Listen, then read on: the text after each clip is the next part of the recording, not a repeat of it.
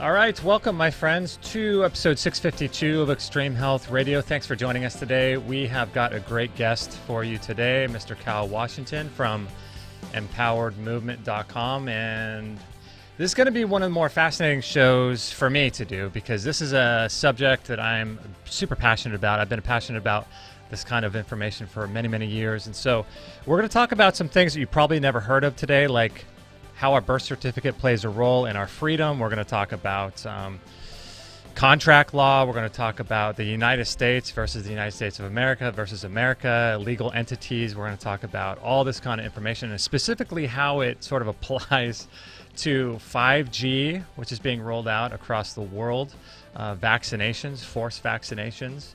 We're going to talk about all this information and how it applies from a legal or lawful perspective, and those are two different words, legal and lawful. And so this could be a fascinating show. If you're new to the show, we broadcast live every Friday at 10:45 a.m. Pacific time. If you want to join us on YouTube, make sure to subscribe on whatever podcast app you're listening on or wherever you're listening or watching so you don't miss any of those shows. And then on iTunes, we do shows 7 days a week. So we rebroadcast all of our best of episodes.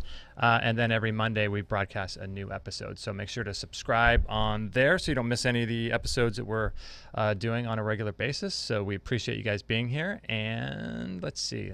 Let me bring up Mr. Cal Washington. And he is the CEO of Impowered Movement and also on the board alongside four other voluntary industry leaders. And they provide daily guidance to volunteer staff, which comprises the support desk and community leaders in training. And he works with people all around the world to regain their freedom and understand how people can reclaim their power and get their rights back so they can protect their families and their own health. So let me bring him up. Cal, how are you doing, my friend? Thanks for being here.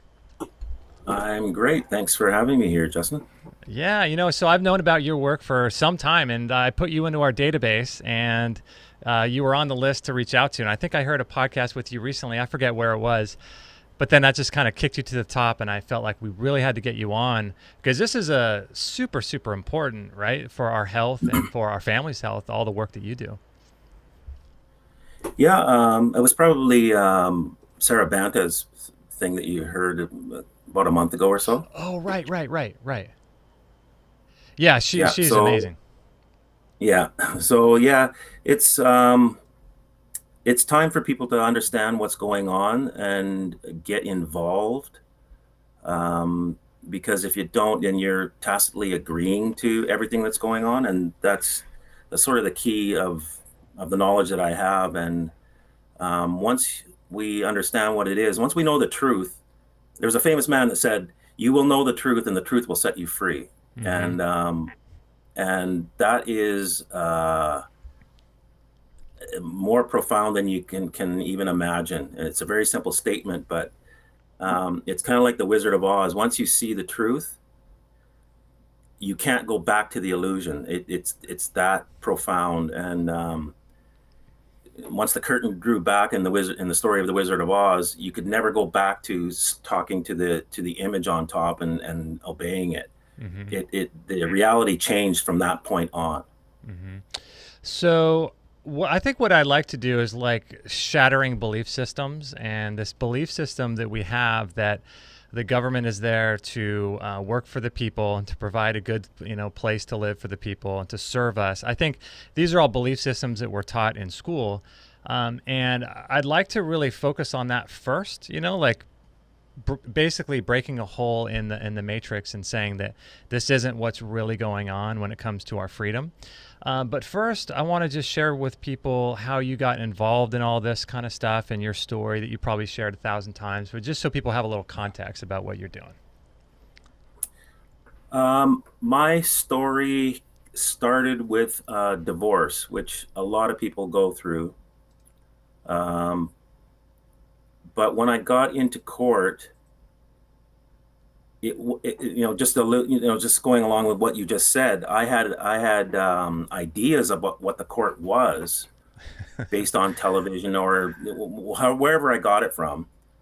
And when I got in there, that's not what was going on in there. And So I was puzzled by that, and I just started asking questions and pushing a little bit just to try and figure out what was going on. And of course, one thing led to another, and once you start to uncover some things, then you get some retaliation, and then that sparked me on further, and it was just sort of one thing leading to another, starting with a divorce, and then it got into driving and Mm-hmm. driver's licenses and all that, because as I was discovering more, I started to make moves in my life, and of course there was the retaliation, and yeah, it was just a journey that I didn't know was there, and I ended up on it and came out on the other side, and there's a lot that happened in between there, but Mm-hmm. that's sort of the overlying story. It started with a divorce and escalated into everything else.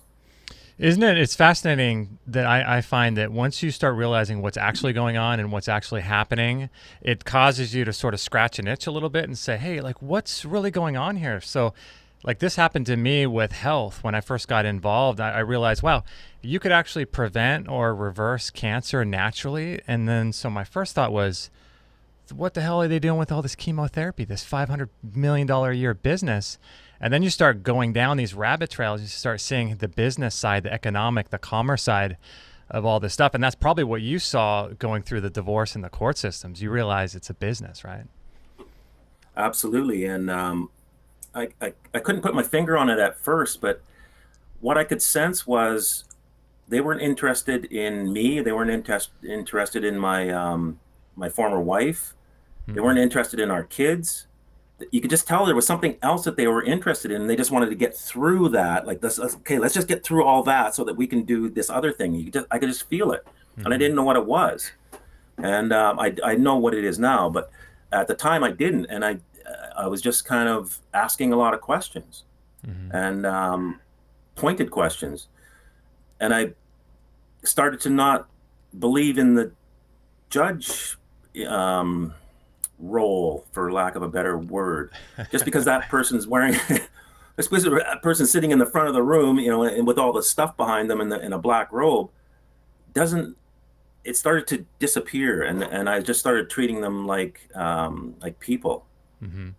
Yeah, it's interesting that people don't realize that the judge is really there to keep order in the courtroom and to basically, it's my understanding, to be able for people to rent the courtroom so that commerce can be enacted, right? And so the judge is there to, it seems to me, to keep the illusion going that there's this thing called justice and there's this thing called right and wrong, and but really the judge is there for economic purposes, right?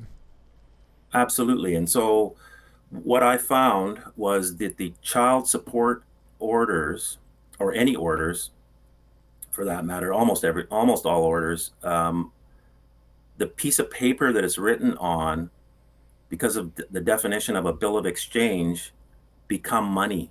Mm-hmm. So a child support order, basically on the piece of paper, it says X person must pay X person for X children, X amount of dollars at X amount of date, and the signature. As soon as you have a signature, a sum certain, who's paying who and who's receiving, it's called a bill of exchange, and it is money. Mm-hmm. Yeah, that document itself is then monetized and put in some sort of exchange, right? That's then traded and all that, right?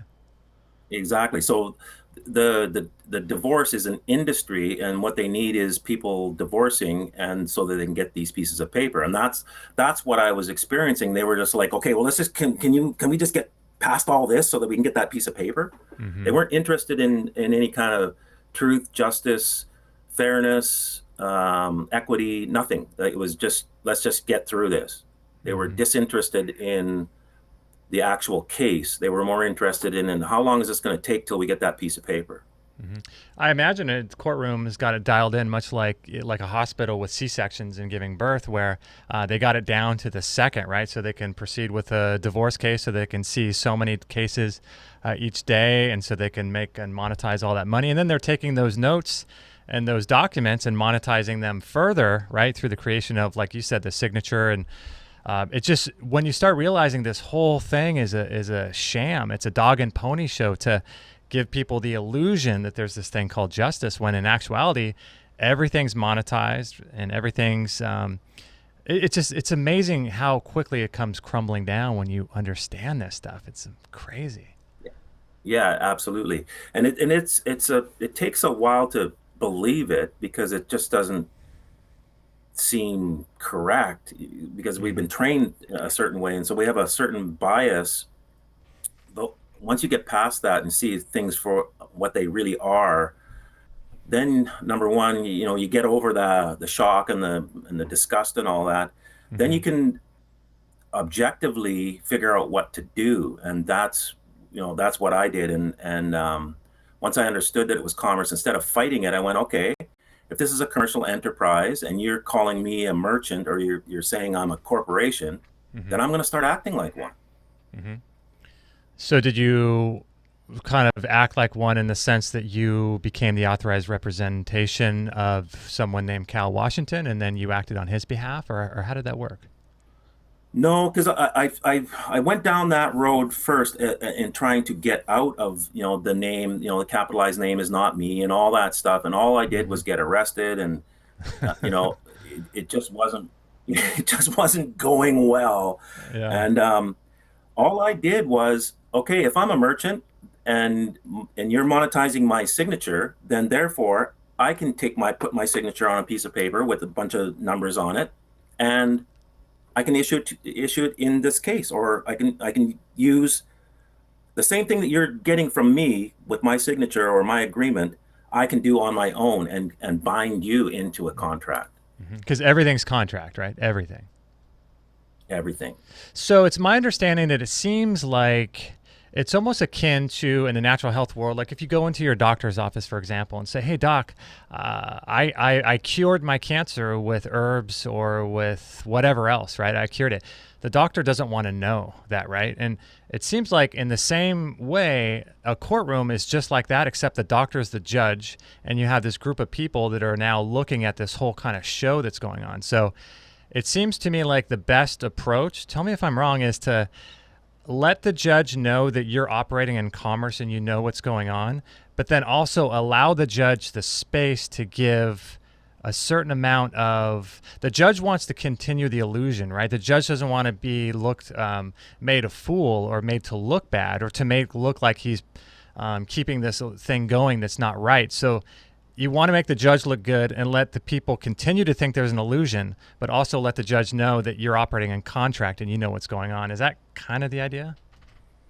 Yeah. So what I what I noticed after my cases and then helping other people is the judge was the key, like you said. The judge is taking the full liability of the whole system, one person, Mm-hmm. because that's the front line. And so that one person has to make the orders, and a lot of times they won't sign them, but they still got to sit there and pretend like they're making an order. Mm-hmm. So they are really taking the liability for unseen people that are making the big money off of this. And once that person feels uncomfortable because of what you're submitting or saying in open court, that's Mm-hmm. when the cases will start to drop. Mm-hmm. So the issue then is like if you can file this paperwork that's possible for people to file. It seems like it would be better to do that without going into a courtroom, right? And would that be optimal? That's the optimal. It's you run the risk, like if you're a defendant in a case and there's a summons, you run the risk of failure to appear and being arrested. So you have to understand, if you go that route, you have to be willing to be arrested. So you have to, your stand becomes now, there's consequences to it, and Mm-hmm. you might have to spend some time in jail. So that said, I mean, that's what I did. So I would challenge the jurisdiction and challenge the summons and then not appear. And I would tell them that I'm not appearing. I wouldn't just not appear. Mm-hmm. So so that is one way of doing things. Now you can submit into a court and still show up, but I've seen it where if you submit strong enough paper, the judge won't come in the room. Really?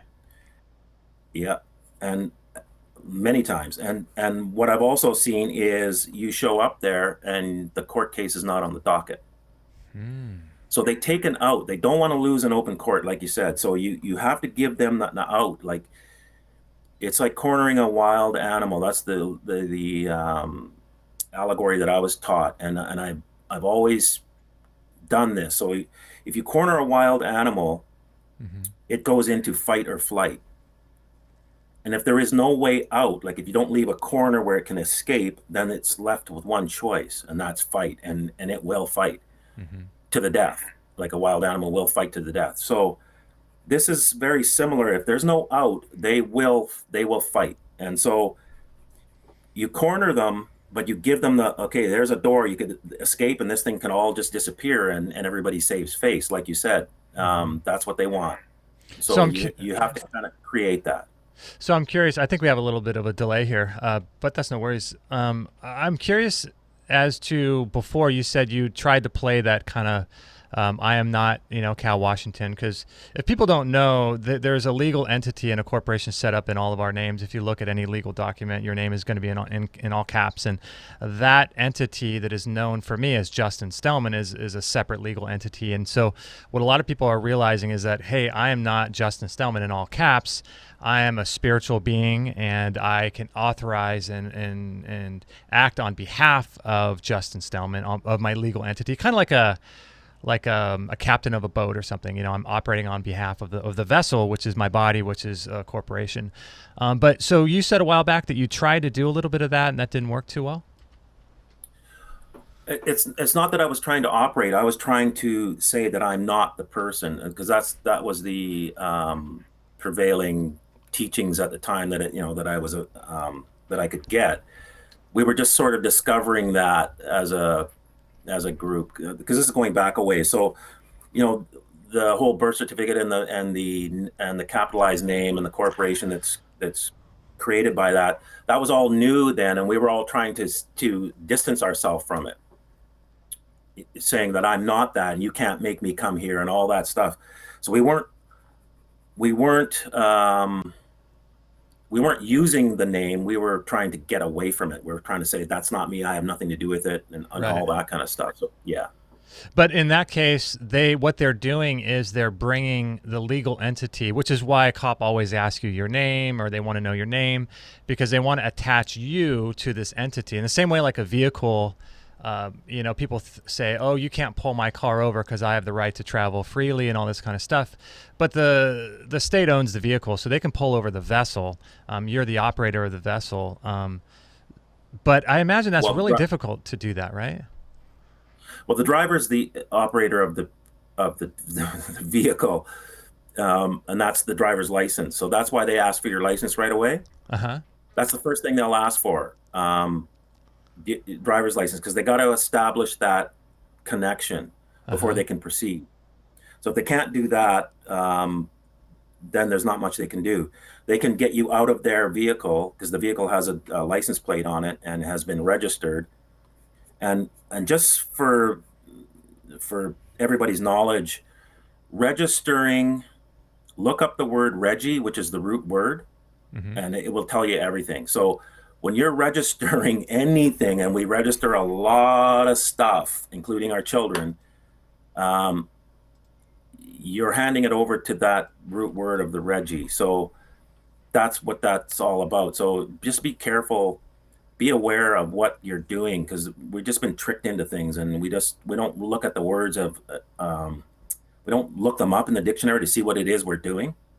Application is another one. Application, registration, they're all very tricky words. So it's funny because this is the way government works. Like, it's all contract, and this is all debt and monetization and things. And it's almost akin to like playing basketball with Michael Jordan or Kobe Bryant or LeBron James, but yet you don't know how good that player is. It's like these guys are masters at what they do, right? Because they make you believe that you have to register, a license or get a license or these types of things. Like, it's amazing how much they make you feel like they're, and it all goes back to silence is acquiescence, right?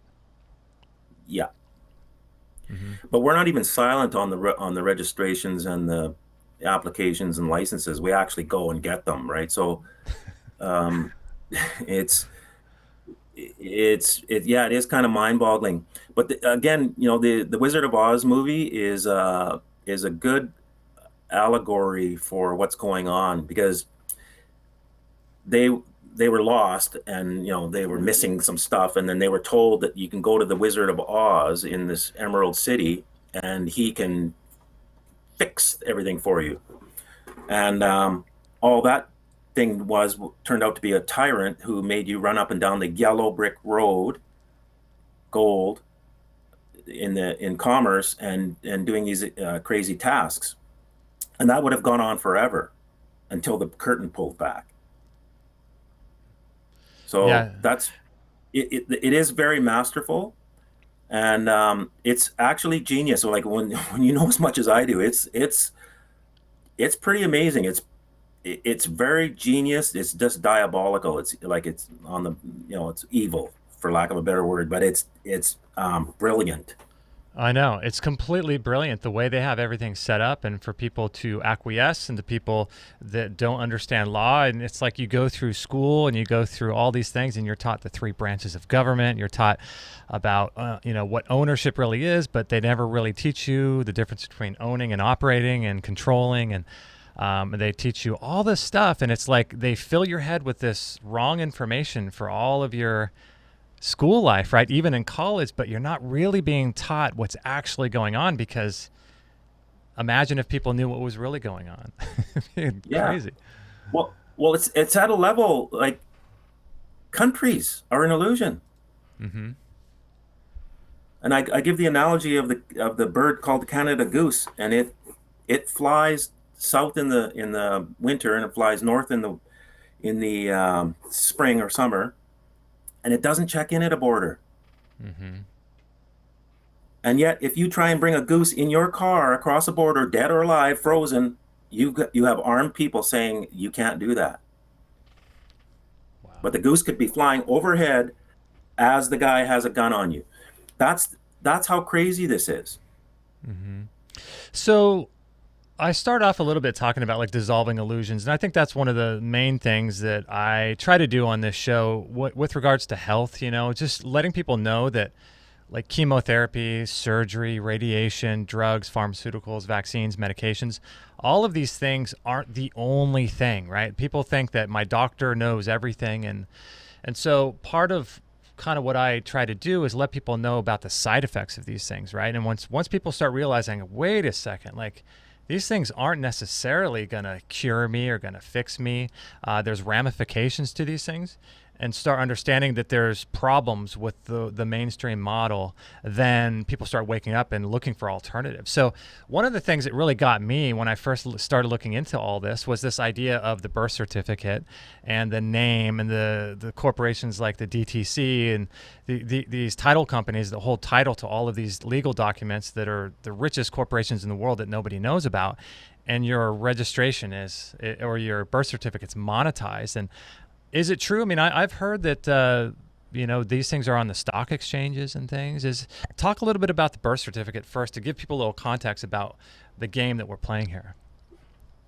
Well, the birth certificate is a document that's extracted from what's called a record of live birth. Mm-hmm. So the parents sign, and the doctor usually sign, but the parents for sure sign a piece of paper that registers the birth of a child. And prior to birth certificates really coming into um, full-on custom, those records were kept in your family Bible. Mm. There was usually a page at the beginning or the end where you had births, marriages, deaths, and family trees and that kind of thing. So that's where that was done, and that was considered lawful and legal. Like it was if it was in there, that was considered to be the truth. And that's still in effect, by the way. You can find that on the passport um, website. So what they did in order to in order for a country to borrow money and money is a whole other subject. They had to have some collateral. Like, how are you going to pay, number one, the debt, and more so the interest on the debt? Mm-hmm. And the interest is not borrowed; it's not even in existence. So, like, think about that for a while. It takes a while to fathom that. But Mm-hmm. so the only resource that most countries had was their people, and the people's ability to make money, so-called money. Mm-hmm. So you had to have record of how many people that you have, and how much you think they're going to earn in their lifetime, and how much therefore you could tax them Mm-hmm. to pay back the debt. Mm-hmm. Now, you're not allowed to tax people in most countries. So what they did is they created a person, a legal fiction, in order to do this. And then what they had to do is get us to believe that that was us in some way, so that this could become legal. Mm-hmm. So your birth certificate is a document that's actually owned by it's a trust document. So it has joint ownership, but the government holds it, like at the DTC. So they hold it, they Mm-hmm. hold the asset, and it is an asset. It is monetized at birth based on a estimate of your earnings throughout your lifetime. Mm-hmm. It's put on the stock exchange, so its value goes up and down based on market trends and all that stuff. So it's susceptible to that. So it can end up being a very large fund. When you go to court for any reason, as you said, Justin, was that the court is about money in some way, or some way, in some form. Mm-hmm. And most of the time what it is because there is a case against the person, the birth certificate, and then the live man comes in as the could be as any part of that trust. But once that person agrees and or signs in particular, then money can move out of that fund, and Mm-hmm. that's the main game that they've got going on. So money is created through the signature. Is that true? Well, money money is most of the money that we have in circulation has been borrowed into existence out of nothing. Most of it. Mm-hmm. There are um, there is money that can be created out of nothing by a signature. Now, Mm-hmm. this was going way back. You have to kind of research what's called lex mercatoria, or law merchant, Mm-hmm. and this was a body of customs. They weren't really laws, but they were more like customs that the merchant class all agreed to for international trade. One Uh-huh. of those things is you could sign a bill of exchange if you were considered a lord, or worthy, or your name was good, or you were trustworthy, or whatever, however you want to describe that. Mm-hmm. You could literally write a document saying, I will pay this, and sign it, Lord, blah, blah, blah. And that piece of paper could get passed around as, yeah, this is good because X signed it. Yeah. Right. Now, X could have the money or not have the money. That wasn't the point. It it could circulate as money, and people would say, yeah, this is good. I can pay with this. And then that guy would take this. Yep, I can go and buy this thing with this same document, because everybody understood or believed that it had value, that you could go to that whoever signed it in the first place and get whatever was written on there. And Mm-hmm. nobody ever did. So the money would just, the bill of exchange would just circulate around. So Right. there's a couple of ways that money is created, and so you have a trust fund. I hate to say it that way, but there is a fund that that is based on your birth certificate, that has value, and you can actually look it up on the stock market.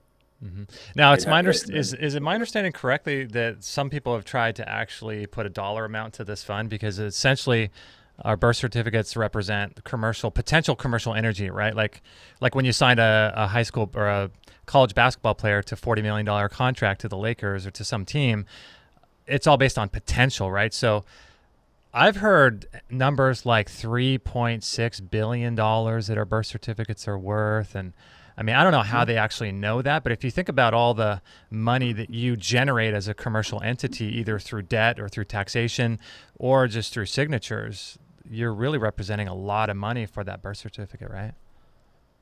Yeah, well, the birth certificate, when the child is born, there is an estimated, like you said, there's an estimated amount. I think it used to be fixed. That was the what I was taught. But then they started. It wasn't enough. So then they started doing a more of like a potential. So if you were born into a wealthy family, like your father or your great or your grandfather, or like where there was a lot of wealth, Mm-hmm. you your potential, there's a good chance that you're going to be wealthy as well. So then your birth certificate would be worth more than somebody who was three generations on in welfare. Mm. So that's how it starts. But what ends up happening is this thing is tied into mutual funds and all kinds of different things, and it goes up and down. So it could increase just through the market depending on where it's invested. Is this why do you think that it's illegal to commit suicide? That's kind of my thought is that, hey, you're shutting down this commercial potential. I don't know. Yeah, I would. I wouldn't put it past them. Here's another thing. When there's a war and non-military are killed, guess what it's called? Just Collateral casualties. damage. Oh, collateral damage. Yeah. Collateral damage. Mm. Yeah. Same thing with like the GI, right? Those are government issued. Like these are GIs, but they're government issued property, right? Yeah. And every soldier now has a huge insurance policy on them, and it's like it's when you dive into this, the amount of it just gets really sordid and disgusting. But Mm-hmm. again, it's brilliant. But in one sense, but it's just disgusting. So Yeah, yeah, it's crazy because like I knew all of this going into our birth. We were going to have a home birth for. I mean, this was one of the reasons, right? We just had twins about 2 years ago, and we were going to have a wow. home birth, and we had it all planned out and everything. But we ended up having a complication at the end, and we had to go to the hospital. And it was funny because this was not what we were preparing for, even though I knew all this kind of stuff. But I understood the birth certificate issue, and so I was really hesitant to. I knew they were going to come in with documents and papers, but I came to the conclusion for a while before that like I'm going to put this off. I'm going to tell them that we haven't decided upon a name yet. You can send the paperwork to our home, and I thought about that, but then I thought like it's really difficult because like you were saying before, it's a genius play on their part because you need this commercial entity, you need this vehicle, this fictitious vehicle through which you can operate in commerce in the world. And it's really difficult to operate if you have no birth certificate, no driver's license, all these things. And so I thought, you know what, I'm just going to do it. I'm just going to sign the paperwork even though I fully understand what's going on. But it wasn't until afterwards that I actually started thinking I should have come up with at least an option for me to push it off for a number of years, because I'm thinking now that if your child gets sick or if something happens to your child, then if they have the registration, if they have the birth certificate, then you can involve CPS and they can come take your kids and all this kind of stuff. And so now I wish I hadn't done that. Yeah, well, don't beat yourself up, because most of us have it. So, and it's not the end of the world. It's shocking at first when you first understand what's going on. It's hard to. There's a lot of emotions you go through, Mm-hmm. and I want to talk about the emotions a little bit too. Like you don't beat yourself up. You start in some kind of fear, and then you could go further into fear as you find out more about how encompassing all this is. But you want to move through anger, and anger will get you out of fear. But don't stay on anger. You got to move past that as well. And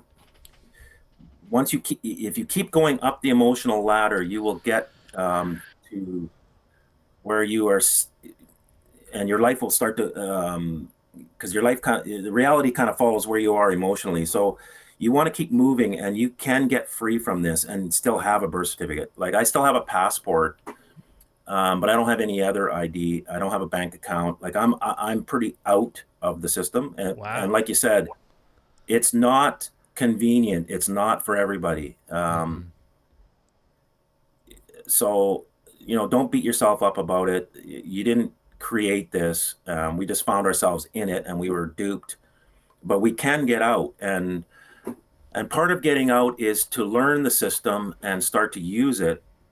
And when I started to do that, that's when, it was a 180-degree change in my life. And it wasn't instant, but, because they still fought back. But there was a definite demarcation point where I was the oppressed one, looking over my shoulder all the time.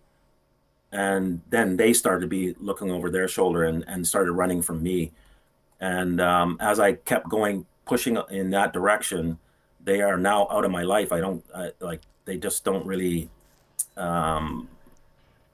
leave me alone. That's the best way I can put it. Yeah, and that's the best, right? You want them to leave you alone. Just we're with Cal Washington. His website is impoweredmovement.com. We're going to take a little bit of a break right now, but I want to kind of follow up with this with regards to vaccines and vaccinations and the legal entity, because if you understand that contracts are living and breathing, they're always subject to change. As soon as a new offer is presented, then there needs to be a counter offer, and so when you understand that, these things aren't solidified, right? So I want to talk about that when we come back from the break. I hope you guys are enjoying the show. If you guys want to check out his website, Cal Washington's website is called InpoweredMovement.com, and we'll put a link to that on today's show page, which is extremehealthradio.com/652. What do you guys think about all this stuff? Really cool stuff, right? Very, very fascinating. And so one of the things that I like to do is to control the areas of your life that you can control. And that way, you can have your health, you can have your senses about you, and self-care in these times, to me, is becoming so, so important. One of the ways I do that is through jumping up and down on a little mini trampoline. And you think, wow, that sounds like a really 1970s kind of exercise to do. But when you understand its impact on the immune system, it's really fascinating. So listen to Dr. Judy Mikovits talk about that. And let's think about the simplest thing. I used to do one of those rebounders for exercise back in the 80s and things like that. And it's a wonderful way to move your lymphatics, because a lot of these toxins simply clog up the highways. Think about LA. That's why I take the train, because you can't get there from here. There's so much road construction, narrowing down to 3 lanes here and there. That blocks it all up. That's with the lymphatics. That's with the blood. That's why we see all this swelling and inflammation. And then all of these toxins are talking to the cells that say, I have to go repair. And overdoing repair causes cancers, because you need to turn that off. Cancer is just really healing an iron overload and healing too quickly. And so one of the best ways I like to do this, do a little jumping up and down on a mini trampoline. It's incredible for circulation, for improving oxygenation of the tissues, improving bone density, improving just every area of your life, and cleansing the lymphatic systems, which doesn't have a pump. And so when you get millions of these one-way valves opening and closing, sort of flushing on every bounce, then you can release those stored toxins. And then I like to go in the sauna and sweat those things out. And jumping up and down on a little mini trampoline is one of the best things you could do. I like the Bellicon. It's my personal favorite. It's silent. You can fold the legs. It comes with handles if you're concerned about balance. It's just one of the best things you can do every single day for 10 or 15 minutes. And it's really, really simple. So check out biocharge.me, or if you're listening on audio, you can check out extremehealthradio.com/652. We'll put a link to it there. And it's just one of the best things that I can recommend, is jumping up and down on a little mini trampoline. And then something else that I love too is aloe vera. Have you guys considered taking aloe vera incredible for digestive health, healing and sealing your leaky gut if you have that. Something that you should be taking, in my opinion, on an ongoing basis for the rest of your life for gut health, immune system, all kinds of cool things. And then I encourage, we can talk more about this. What do I do to help people speed up the healing of leaky gut? I mean, you mentioned aloe before, and that is one of the herbs that I definitely recommend, using for helping to heal leaky gut. You want to use herbs that are anti-inflammatory and soothing and healing to the intestinal lining. So aloe is a great one. Aloe is just tremendous. Let me bring it up on the screen for those of you that are watching on video. And we sell Stockton Aloe 1. I mean, the best source of aloe vera is going to be growing it fresh yourself and cutting it fresh. But sometimes in our busy life, that's really kind of challenging to do. But aloe vera it's got over 75 different compounds. It's just loaded with vitamins, minerals, enzymes, amino acids. This weird, strange thing called ormus that we did a couple shows on back in the day. Unique sugars like polysaccharides and lignans. It's just an incredible substance for gut healing, for wound healing. It's antibacterial, antifungal, antimicrobial. It's just, putting that through your digestive tract every single day is incredible. And Stockton Aloe 1 is the only one that's raw. It's hand harvested, it's unfiltered, unprocessed, it's unheated. There's no preservatives, no chemicals, nothing like that. And they ship it flash frozen. So they'll ship it to you and it comes half frozen, and you can just take a therapeutic dose, which is a couple ounces a day. And Rodney Stockton, who owned the company, lived till he was 96. And of course, he credited his longevity to the consumption of aloe vera every day. But I don't know about that. But he drank it and he lived a long time. And so I don't know if that's exactly why he lived as long as he did. But I think that aloe vera should be a part of our strategy moving into these weird, bizarre times when our health is being threatened from an environmental perspective. So if you guys are interested in aloe vera, I highly recommend get some. Support the show. If you're watching on YouTube, there's links down in the description. You can check those out on our store, biocharge.me. If you're watching on Facebook, eventually it'll be over at extremehealthradio.com/652. So I hope you guys are enjoying the show so far with Mr. Cal Washington. And when we come back, I want to talk more about the birth certificate and these contracts that are basically free-flowing and they're living and alive. So stay tuned. You're listening to Extreme Health Radio, and I hope you're enjoying this show. Please share it with your friends by tagging at Extreme Health Radio on Instagram. Stay tuned for new shows weekly. So for as long as we have a little platform like Instagram, we're going to use it to the best of our ability. So feel free to join us on there. We're posting a lot of stuff every day in our stories and different posts, and us using a lot of the tools that we do. So follow us on Instagram and stay up to date with all of our shows, all that good stuff. I'd love to have you over there and hanging out with us on there. And let me bring up Cal back on the show again. And so Cal, going back to the birth certificate and the registration of a live birth, which is interesting wording, right? But going back to that, people think a lot of times, like with a diagnosis of a disease, for example, these things are like codified, they're solidified. Like, I've got a birth certificate now, I'm screwed, I can't do anything. But contracts are living, right? As soon as you present a new offer, then the contract basically becomes alive again, right? And someone needs to respond to that. Is that kind of correct? That is definitely correct. But more to that, any contract that doesn't have the four main elements can be considered void ab initio, which is from the beginning. So any unilateral contracts that didn't have full disclosure are void right from the start. So if they don't tell you, a contract has to have a meeting of the minds, and that's where you negotiate. You're in good faith. You tell the truth about what it is you're selling and or whatever it is, and that's an essential part of the contract. So that all said, once there is a contract, unilateral or fraudulent or not, yes, they can be changed, and particularly if one of the parties puts forward a new offer. Mm-hmm. And so in certain instances that are happening today, what I've noticed is the smart meters, the 5G, forced vaccinations, and even the geoengineering, and even the child trafficking industry is all commercial and all based on contracts. And once there's a new offer, you can put a counter offer in. And if you understand anything about offers, like if you've ever sold a house and you put it on the MLS and you have a price, it's offered at a certain price. If somebody meets that price without any conditions, you're obligated to sell.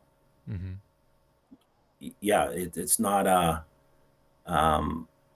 you can't go, oh, no, I think I want to back out of this. No. So once an offer is out there, you've kind of bound yourself to that offer. Like you don't just go and put offers out. So when they're putting new offers out, you can bind them, and this goes for anything. So it's across the board. Like I said, it's not fixed.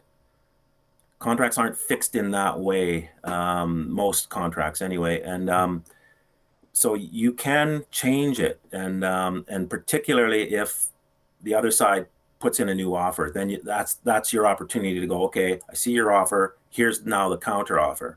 And you can have it, you can put whatever you want in that counter offer. So yeah, this whole idea of silence is acquiescence and things like that really plays a lot here, because if that weren't in play, then a counter offer would almost be void. Because if you say to someone, hey, like for example, if you have understanding of all of this, and I send you paperwork that's all done up correctly, and I say, hey, you owe me $500, and you just ignore that because you think I'm some schlep that doesn't know what I'm talking about. And if I continue on those, stick to the guidelines of how the paperwork should be submitted, I can actually extract that $500 from you, right? Just by merely not responding to my initial documents, right? So this idea that you can reinvigorate a contract, right? yeah, and what you just said sounds funny to people, but it's actually true. And this was part of the old Lex Mercatoria. That was one of the customs. And there's a biblical principle that mirrors it. One's mirroring the other. I don't know which, but and that is settle with your brother on the way to court. So you settle, you negotiate. It's all about that. It's all about entering into so-called honorable contracts. So if you go silent, that is taken as an affirmative. That's a principle. And there's even what's called legal maxims that describe this. So and people just think that this doesn't sound correct, but it's done all the time. So you can bind these people once they put an offer out. You can bind them into a tacit agreement contract.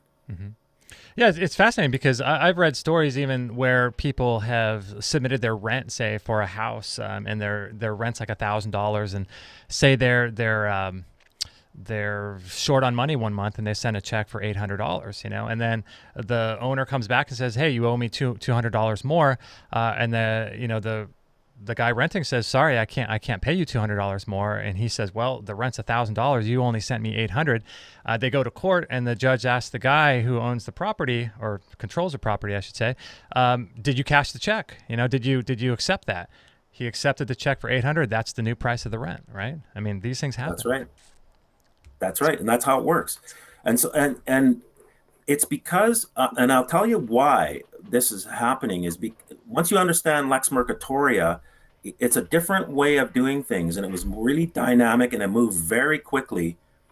But the law merchant got fused into the common law, and that's the part that people just you got to understand that that's actually happened. So the law merchant can pop up in a courtroom in any commonwealth or any country that is has common law as their baseline law. And that's why that when he accepted that $800, the judge knew this is a commercial thing. We can move very quickly through this. Did you cash the check? Yep. Contract. It's done. We don't have to talk about it anymore.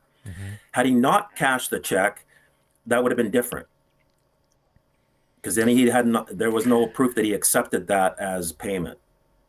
Well, you know what he could have done, and this is the same thing people could do with paperwork. I imagine that you work with people with their smart meters and vaccines and things, is that you can actually put a time frame and a way in which you will accept a certified response, right? And so if they don't meet all of these conditions, then your initial contract is not accepted by me, therefore it's moot and must be taken away. Is that kind of correct?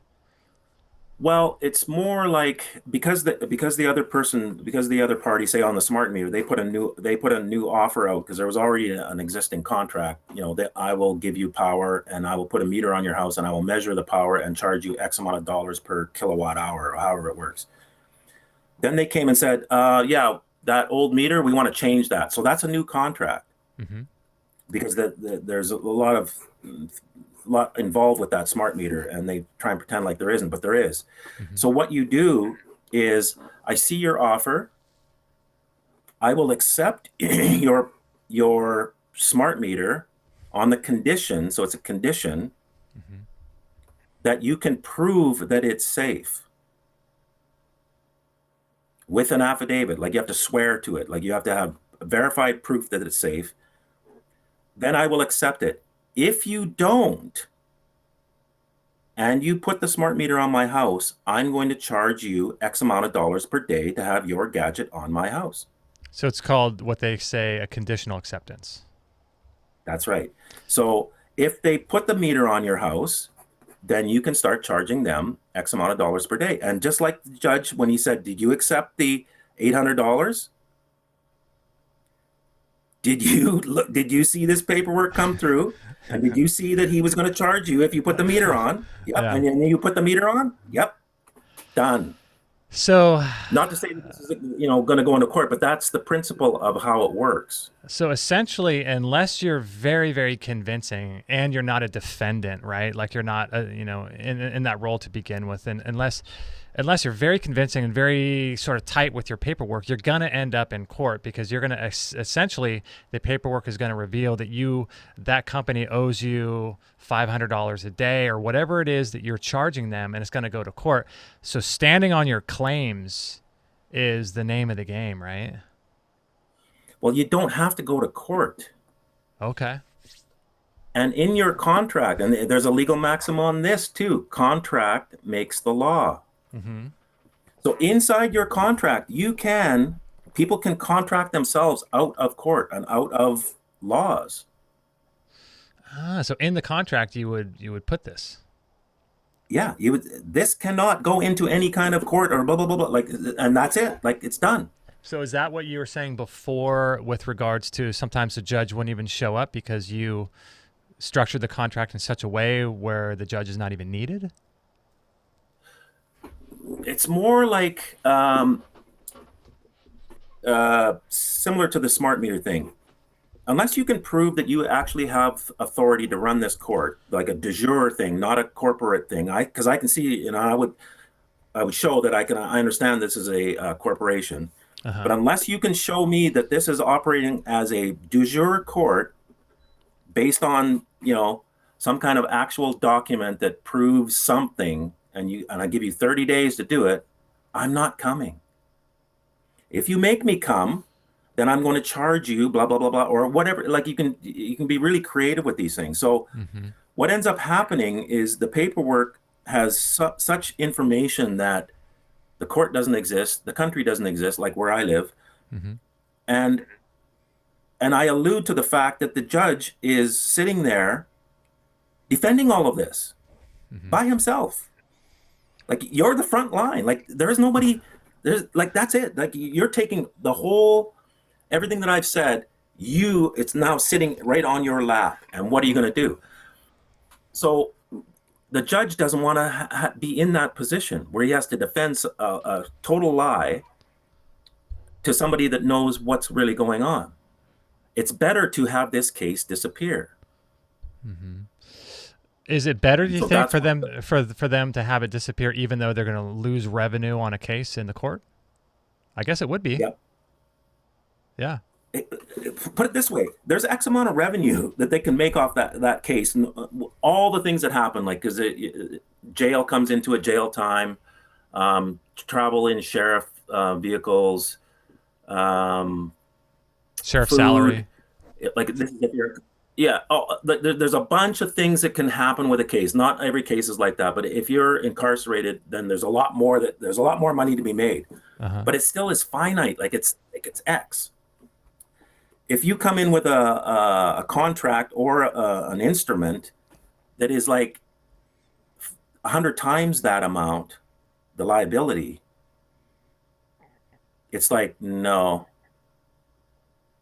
I can make X, but there's a chance that I would be charged like an astronomical amount more.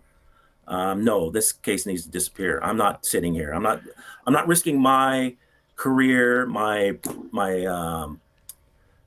vacation home, my RSPs, my retirement package on this. Yeah, he's risking his bond, his reputation, his standing in the community of other judges. I mean, precedent cases and things. So this is a big deal. Yeah, so it seems to me that the amount that you're going to charge, like for an average reasonable person, you might put down something like, if I'll charge you $100 a day or something like that. But when you start adding up the amount that potentially could be versus what they could make off you through a court case, they're going to run the numbers and be like, it's more profitable for us to take a chance in court. So that's why what you're saying is really important, to charge some astronomical amount, but that kind of puts the burden on you to be really tight with your paperwork. But if you structure it that way, the judge is going to look at those numbers and be like, this guy knows what he's doing. I'm not going to risk all the things you said to potentially screw up all kinds of things. So I'm just going to ditch the case or what? Yeah, the cases would disappear. Wow. We've seen, I've seen, like I said, docket, they just disappear on the docket, or the prosecutor's told to come in and drop the case. Wow. So we just like literally recuse themselves. Judges, I'm pretty sure one judge retired to get off of it. It's like, oh, I'm out of here. Like, wow. I was going to retire next year, but today looks like the day I'm leaving. Yeah. Oh my gosh, that's so crazy. Yeah, it's like that. And when I saw this over and over and over, I was like, oh no, I'm on to something. This is like, which then made me study more to find out, okay, what was really going on. And I just got deeper and deeper into it. But my path was more focused instead of going down, 18 different rabbit holes, right? It's interesting too, because the way you're talking about it is so important when it comes to this kind of stuff, because you get into like a lot of the people that get into this freedom stuff, and I'm not going to pay taxes, and I agree that I don't think taxes are legal or lawful, but if you start fighting and fighting and fighting and fighting, like you said, it's like backing a bear up against a corner. Like if you can give the bear a way out, and so other people can continue the illusion that this whole thing we have is not fictitious, then it allows them a way out. But then also doing it out of a place of love, where like I'm very stern when I'm dealing with like these communication companies that are trying to put a smart meter, or the pharmaceuticals that are trying to inject my kid. I'm very stern with them. But when it comes into the court system and legalities and things, almost doing it out of a place of love, where you're doing it and you're making them look good. Like what if you can make the judge, if you're in court, the judge look good and still get what you want and still make everyone believe that this whole thing is real? Then it's like a win-win-win for everybody, right? Yeah, it is. And I've got so many stories of what judges did and didn't do. And it's staggering. And, the websites and the movies, little films and stuff, to only give a small portion of it. I saw a lot. And so I'm totally convinced of, what I was doing had a direct effect on the courts and particularly the judges. And, it's to the point now, they took one more run at me and they held me for 60 days and it didn't turn out well. And they ended up in a massive debt, and they leave me alone. I have not been in court on my own cases since that time. And I'm not summoned to anything. I don't get any what we call brown envelopes here. The government sends stuff in brown envelopes. And and I used to get them, I used to get at least two a month. for years. Like it was just this constant propaganda, fear thing, brown envelope, oh, the dread, and it puts you in a state of mind. And now I don't get those. Wow. So it's really important to set a precedence, right? So they understand. I'm sure there's some sort of paperwork filed that's not public, that's part of the private, and that's a whole separate conversation too, public versus private. But I'm sure if you set like a radical precedence like you did with these people, they put you in prison for 60 days or whatever, and they get into massive amounts of debt, then they realize that, hey, let's just, it costs more than it's worth to deal with someone like you, right? Yeah.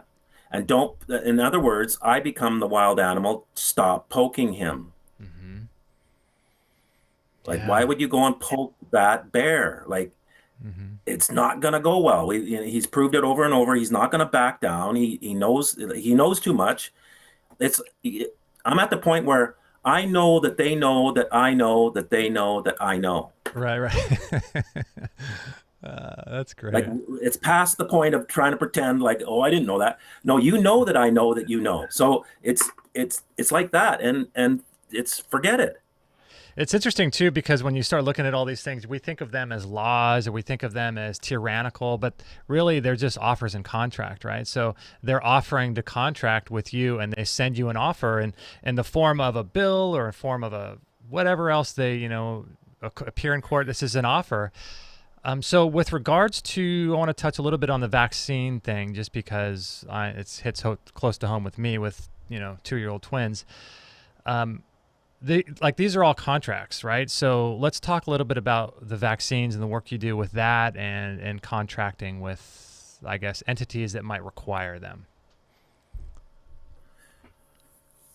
Well, they're going to try and push it through what's called a government, but the government is a corporation that you've agreed to, so it's almost like you work for them. So it becomes company policy. Mm-hmm. So what the best analogy is somebody working in a hospital that has to take the flu shot every year, like a nurse or whatever. If you want to work here, and that's the key, if you want to work here, you don't have to work here. Mm-hmm. But if you want to work here, you have to take the flu shot. So if you want to be in the United States or in the state of whatever, you have to get a vaccination. So it's like that. That's the operation of it. So let's say someone comes to your child and says, like with us, if you want to send your kid to school, which we are not going to do for various amounts of reasons, but you want to send your kid to school and they say you need to be up to date on all your shots for the school. Let's say a parent or a couple of parents aren't in position to homeschool, and so they really want to send their kids to this school. I would imagine there's a way to contract with the school that would allow for this to happen while also giving the school a way out, because the school ultimately is concerned about violating the law, but also being sued by the parents, right? So I'm sure there's contracts you could work where both parties win and kind of the child is let back in school, right? Yeah, and we tried it with one fella in Southern California, and so he was just by himself. It caused a kerfuffle, but there wasn't enough impetus, not enough people doing it to create the effect that we wanted. It did create an effect. There's no doubt about that. So he homeschooled his daughter for this past year, and he's putting her back in school because he got an exemption another way. He just keeps digging, right? So, so there are things out there, and right now the situation on this planet, if it is a planet or whatever it is, it doesn't really matter. Everything is in flux right now, and from my perspective, because I've been at this a while, this thing is coming apart faster than they're putting it together. And so you're starting to see states and countries backing out of 5G, backing out of vaccinations. It's in flux. So now's the time to push, because things are very unstable. They're not getting, this latest coronavirus farce is a prime example of this the desperation to get their agenda across, and it's really poorly done. It's sloppier than a lot of things I've seen them do, and but I mean, it's working to a certain degree, but it'll eventually fail because there's nothing behind it. It's just it's illusionary, and the more they do that, the more people are going to wake up and go, hey, what was that? Mm-hmm. So yeah. I mean, like this whole coronavirus thing is, like you said, I think it's much to do about nothing. The 30,000 people a year die just in the United States alone from just the flu, which is 100 times more than the entire world that's being sort of infected with this. I think the whole thing is there's so many nefarious things going on with it, but ultimately it's just really interesting because you're starting to see now, I think it's going to roll out. Maybe you can shed some light on this. I think the reason behind all this is vaccinations for adults and mandatory vaccines, and tying them to benefits and privileges like being able to drive or get on a plane. Do you think that's the way it's going? that's the way they will do it. It has to be, if you want to do this. That's their modus operandi. So once you have that ingrained, that's what's going on in the at the base level, then you can see it. Mm-hmm. But it'll always be based on if, then you must. Mm-hmm. Now, do you think there's ways to there's got to be ways, right? It just takes creativity. There's got to be ways to construct a contract in which you can still be able to put your child in a school, fly, get a driver's license. I mean, there's got to be ways to contract, even though we're using their benefits and privileges by doing these things and entering into contract commercially. There's still got to be a way to operate, right? Yeah. Well, the whole thing is about money. Like, that's the root of all this. And so the minute and everything they're doing there's an ultimate control and wanting to overthrow God behind all of this, if you really want to get into all this. But the main, at the main interface, it's money.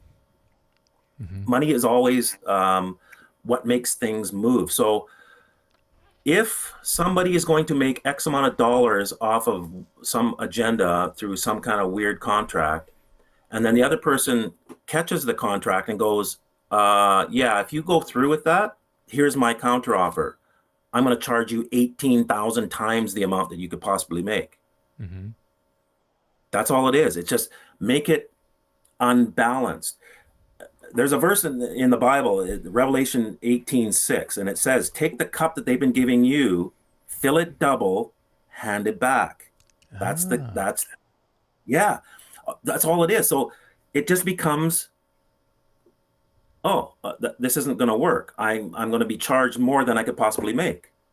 And if that person takes that document that proves that there's a contract and there has a dollar value and actually monetizes it, this isn't working for me. Mm-hmm. I'm not getting control. So the contract that you write up has to be super tight, right? And with no loopholes. It's got to be super on point so that there's no wiggle room for them, and for them to also know that you know what you're talking about, right? Yeah, but like just the way you said that, if you were a novice, that would make it sound like it's unattainable. It's not. So you want to dot your I's and cross your T's, and know how to maneuver it, but it's not unattainable. It's not rocket science. Like there's a learning curve, but it's not I learned it. I'm not Einstein. I know you talk about tacit agreements and things like that, and a lot of people in this sort of movement have talked about filing, like, for example, like a lien against your children, so that your lien comes up a priori before something like a CPS could come and take your children. Are you a fan of filing a lien for someone who has already gotten a birth certificate, like for someone like us? Would that be a good idea, do you think? Not for me, because of the jurisdiction you're going in, depending on where the lien is. But if it's inside the system, then you're still inside the system. You got to get out. You have to understand jurisdictions, and you'll see it in that little movie clip. It's all over Facebook. once you concede that, that helps. You have to operate from a jurisdiction higher than the one that's causing you the problem. I see. Because they're subject to that jurisdiction. If you operate inside the jurisdiction, that's where they got you trapped, and that's the trick. So what they've done is they've taken law merchant, put it into the common law, and then just didn't tell anybody. But once you can see that it's there, you can operate in law merchant. It's just simple principles, and you can get them all really, really bound up. Are you a fan of using the UCC, the Universal Commercial Code? Is that still relevant, do you think, when you're writing up contracts? Well, the UCC is just the law merchant codified. Mm-hmm. So it's a statutory representation of something that you could go to directly. And so it's the law merchant. Law merchant is really key. And as far as man's law, like you can go higher, there's higher jurisdictions, but if you operate at law merchant, you've really got them bound, because that's where that's the hidden jurisdiction that they're operating in. But that is balanced, and that's their claim in the higher jurisdictions. The law merchant is balanced. So I think you alluded to, if I write up a piece of paper and I could make you owe me $500. Mm-hmm. Well, the thing about the merchant class is that, yes, that was true, but you would never do that against another law merchant, because if you came to me with paperwork and said you owe me $500, I would go, yep, I agree. I would stay in honor. I agree that I owe you $500 upon that you can prove that I owe you $500. If you can't prove it within 30 days, you owe me $10,000. And everybody knew this, so you would never try that on a law merchant. But because nobody understands what's going on, and they've turned us all into merchants through the birth certificate, they're using it, and we're not coming back with you got to prove that first, then I will pay you. But if you can't prove it, then you will owe me a million times more than you just put in there. It was like a shotgun clause, and it kept everything balanced. Nobody would try and take advantage of somebody, because it would come back and bite you. Yeah, so that's the problem today is that we don't have that knowledge, right? So we don't understand that everything is contract, everything's subject to change and flux and approval and offers and things. So since we don't realize that, we don't realize we can operate like that, and we think that, some law is static and codified and we're stuck to it and bound to it, right? I mean, it's not the case. No, all of the statutes are policy of a company. And if you are going to work inside that company or do business with that company in some way, and you pretty much can't get around it through the tax system, then you have to follow the company policy. Just like if you go to Walmart, there's rules inside Walmart. Mm-hmm. The biggest thing. You don't have to go to Walmart. I know, right? You can get your goods somewhere else.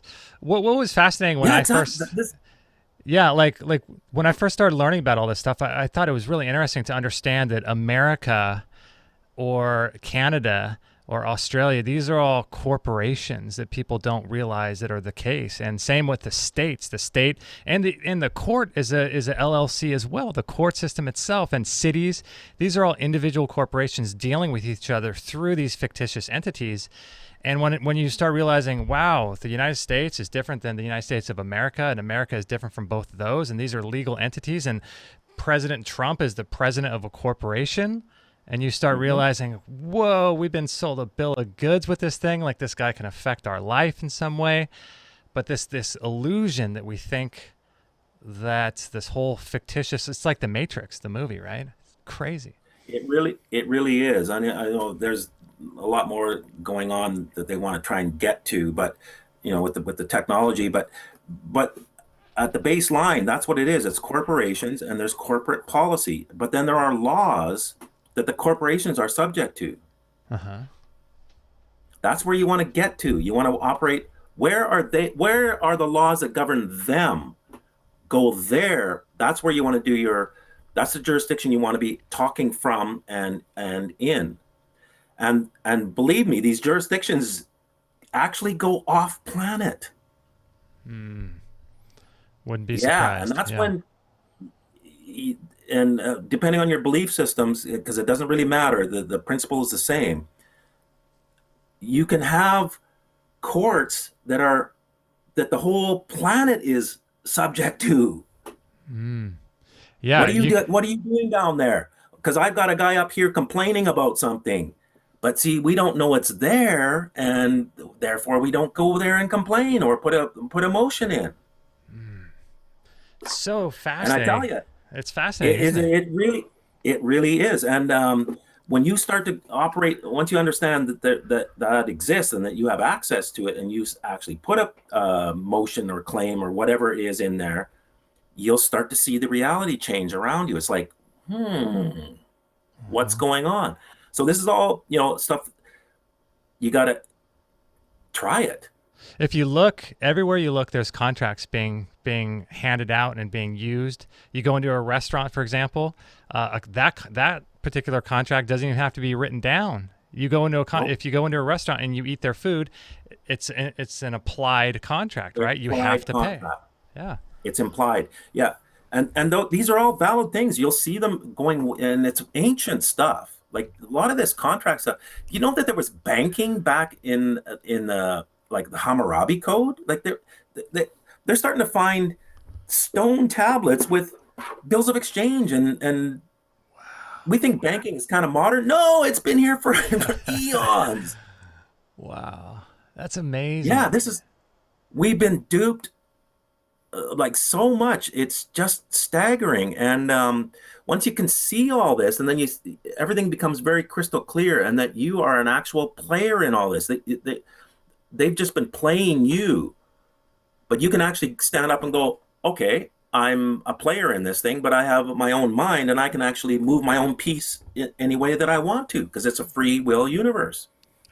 And you have the right to contract. If you have a right to contract, your potential commercial energy is basically limitless, right?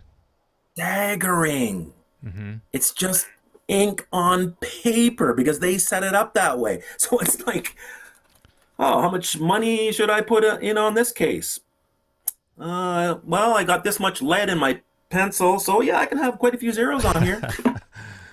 And I'm being facetious, but that they set it up this way for their benefit. But once you see it, it's like, okay, if you can make my signature be any amount of money you want, I got a feeling I can do that then. Yeah, it's really fascinating, because you think about the way it was set up, and it's really a beautiful system when you think about like just how this all works, right? And there's buffer systems, and there's buffering systems to keep people that are innocent out of prison, much like there's buffering systems to our organs, right? We ingest food, the liver processes it, gets rid of the toxins and poisons. Same way, this legal system is really a beautiful thing, because you think about all of the benefits and privileges that we think are our civil rights. These are great things to be able to contract with other people, to be able to go and travel around. We have a beautiful system, but it's been hijacked, it seems like, by the Rothschilds, by all these people, the globalists that own all these things, and they're subverting a beautiful system that it's too bad we're not operating in that way without this kind of hijacking. Yeah, it's my strong opinion that in those upper courts that I alluded to earlier, that's their claim. This system is beautiful, it's balanced, and yeah, technically that's all true. Technically, and they're very technical, and but that's because we're all ignorant of it. So that they take advantage of the situation, because we don't even know that there is a system, let alone how it works. And so they take advantage in law merchant. But the minute you understand that, okay, that's what's going on, and then I can actually stand up and do something, and then you do something, they have to back down, because that's their claim up in those other things, that this is a valid, balanced, beautiful system, as you just described. And but we're just not participating. So we end up in tacit agreement contracts that are to our detriment and to their gain. Like that's why a small portion of the beings here have most of the money. Do you think that, like what you said earlier was really fascinating, how the corporations themselves are required to adhere to certain laws, right? And you want to get up to that level of law. Do you think that there's ever a case where it's almost as if we're all agreeing to play basketball, like this basketball game, and these are the rules, right?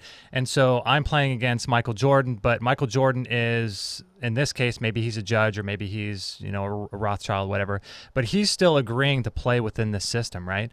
At some point, Michael Jordan could just take a baseball bat to my knee and score 100 points and say he won.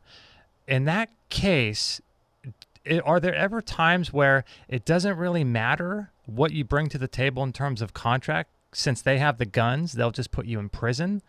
Does that ever happen, or is it that the person doesn't file paperwork correctly, do you think? It's correctly, and it follows, I'm telling you, it follows biblical principles. If you go in and argue, and they try and make you argue, they even call them arguments. Submit your arguments. I don't want to argue. What you want to do is settle with your brother on the way. That's the principle. And that's in law merchant as well. You have to conditionally accept. You have to stay in what's called honor. And so what they've taught us is go into court and present your arguments. Well, the minute you present arguments, you've lost. I see. Yeah, the facts are on the moon, right? Because a charge has been decreed. And so once a charge is decreed, it must be paid for, right? If a cop charges you with something. Or discharged. Oh, right, discharged. So yeah, there's ways of removing the charge. You can discharge it or you can pay it. So I see. And really paying it with fiat dollars doesn't discharge it. It only defers it. It's interesting because that whole idea the facts are on the moon is true, because like what you're saying with your divorce, like they didn't care what the facts were. They didn't care about you as a person. It was like they wanted the paperwork to be filed so that the money could be exchanged. And that's what it was. And so if you're pulled over for going 70 miles an hour in a 20-mile-an-hour zone, that doesn't matter. What matters is the charge that happened when the cop pulled you over, or if they're trying to put a smart meter, like that's the initial. So the facts don't matter at all, right? It's contract, it's money, and people need to be paid. And it's that side of it that we need to fix. And like you said, conditionally accept it and settle with your brother, right? Yeah.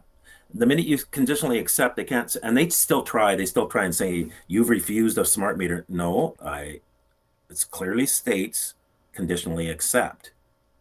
Because they try you to see what you know, right? So no, there is no refusal here. Because as soon as they can get you into a refusal, you're in dishonor, and then all hell breaks loose. So that's how it works. And so once you can stay in honor and conditionally accept everything with conditions, the conditions are you will owe me 8 times more, or you must leave me alone, or whatever it is. Doesn't even matter. But you have to participate. Don't just let it become a tacit agreement. Contract. That's accepted, right? You don't want that, because then you just then you can't conditionally accept. You accept in full acceptance, right?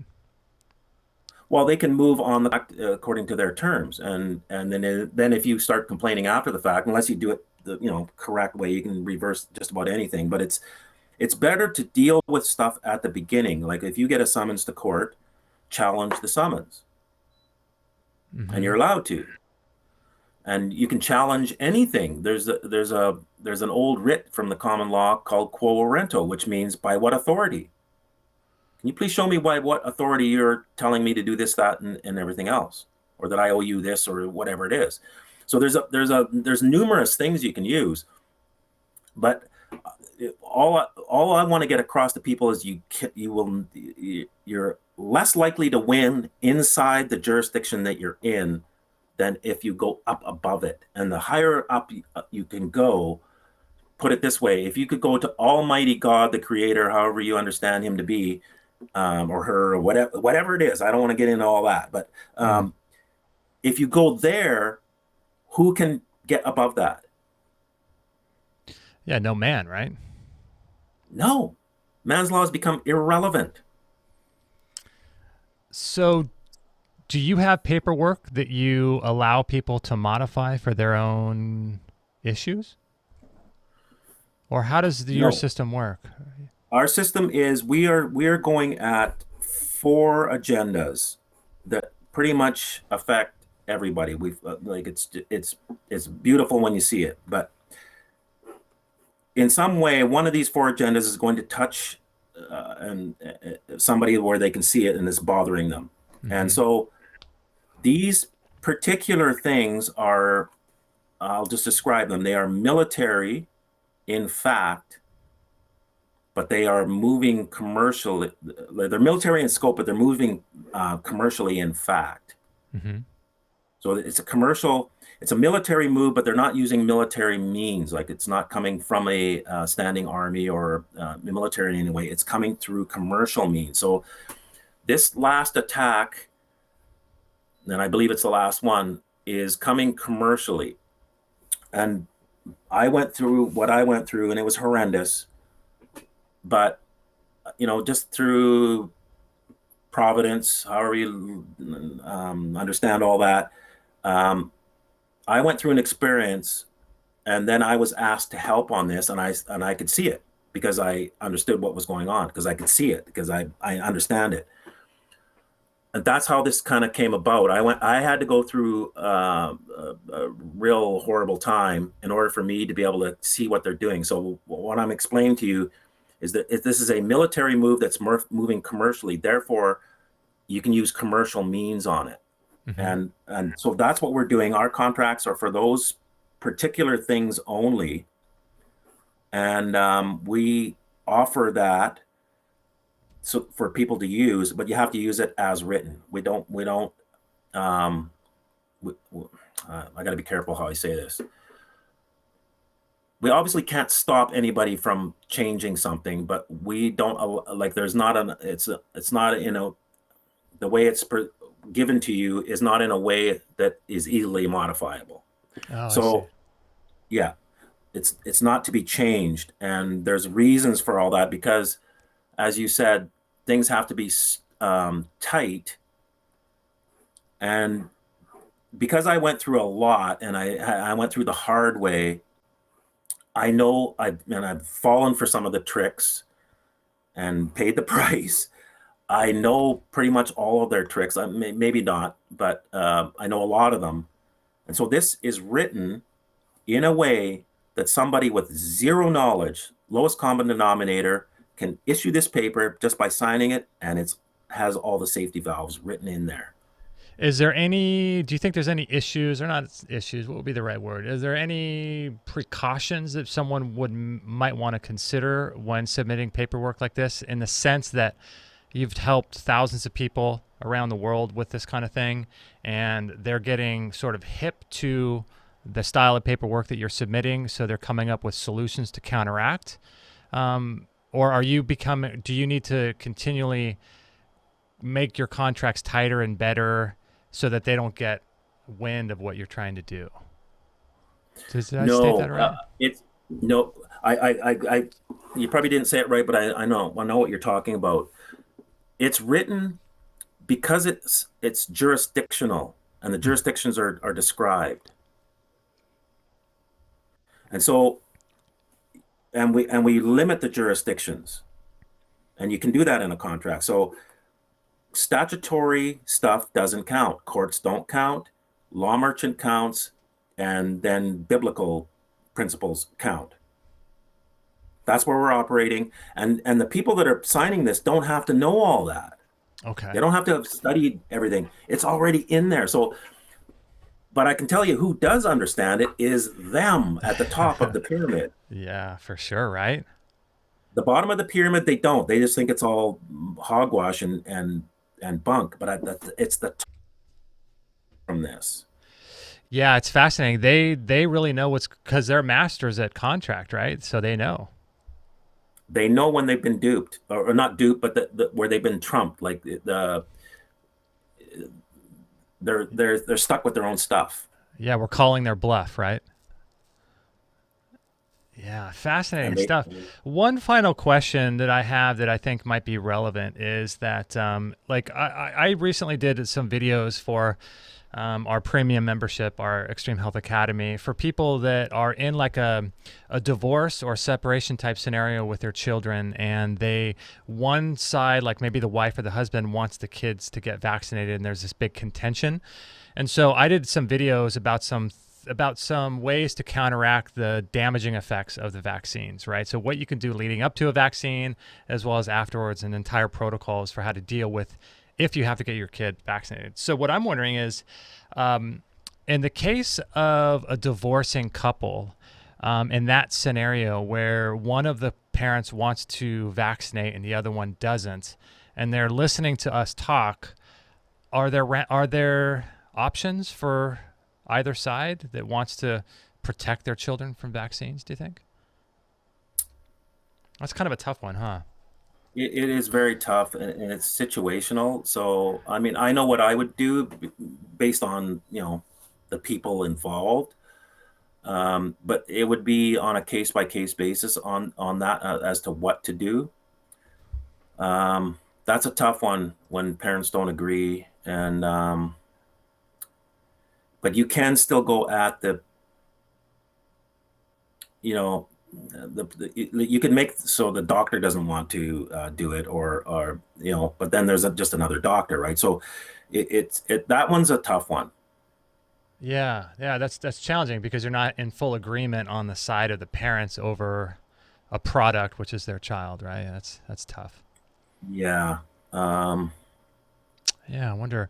Yeah, I know there's ways and solutions for everything. So you've been working with people to deal with some of these smart meters being put on their homes or forced vaccinations on their children, 5G now, geoengineering, and you're working with people to be able to submit paperwork that would essentially protect them from these things, right?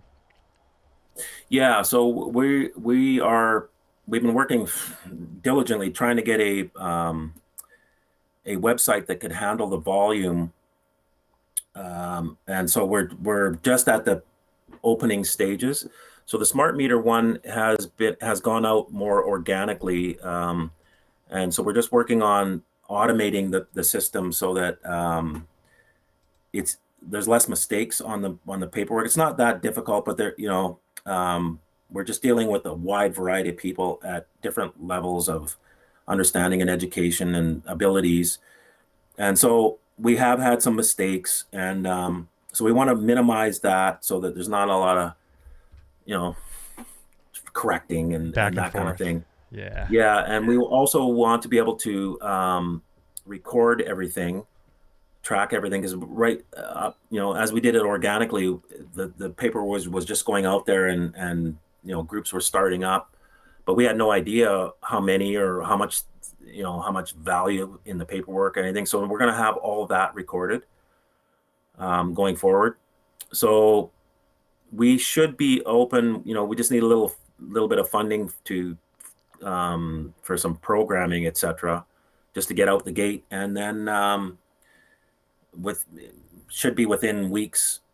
We'll be up and running with a few of the NOLs, and then we'll just keep adding more as we go along. Wow. We're also going to be adding. We're going to be adding teaching as well. This will be a teaching type of a thing. We're doing a subscription model where you pay X amount of dollars per month to be in a private sort of situation. Nice. Where we can teach. We can teach deeper things, and it's not considered public. And so this will be a way to get good information without fear mongering. We don't want any. There's enough talk about the problems. We want to talk about solutions and how to become who you need to be at this point in time for the big change that's coming, and start moving towards that rather than dwelling on the problem. So we're solution oriented on as many levels as we can. We want to get into health and how to set up a trust, how to get a state passport, all these types of things. We want to have that available to our members. Mm-hmm. Yeah, fascinating. So will they get content sort of weekly or monthly that would teach them these things? Is that kind of how it works? Yeah, we have a bunch of content now because I've done a lot of Q&A sessions around the world, and there's been some. It's gotten it's they've gone into some deep things, and so there's quite a bit on there, all like that we'll have available right away. But then we'll just keep adding, and we'll be bringing in other so-called subject matter experts, Uh-huh. because I know this thing, but I don't know everything, and so there's other people who have studied whatever they've studied, and they can come in and teach people on that. So people will have a choice, what they want to learn, what interests them, and we'll bring in others to teach what they know. Mm-hmm. Yeah, we do a similar kind of thing with our Extreme Health Academy. It's bring on subject matter experts, but then we also do Q&As. And I really think this is the future of learning, because when you have a systematized, standardized, structured learning curriculum that's handed down by the government through our education system, you realize very, very quickly that you're not only are you not learning the facts, but you're only learning 1% of what's actually going on. And I think this is the future of learning, don't you?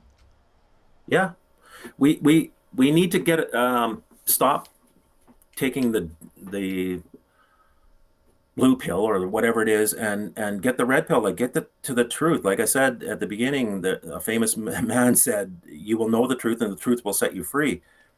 And that is the truth of the matter. Once you see the truth, and once we find the actual truth, this illusion will disappear.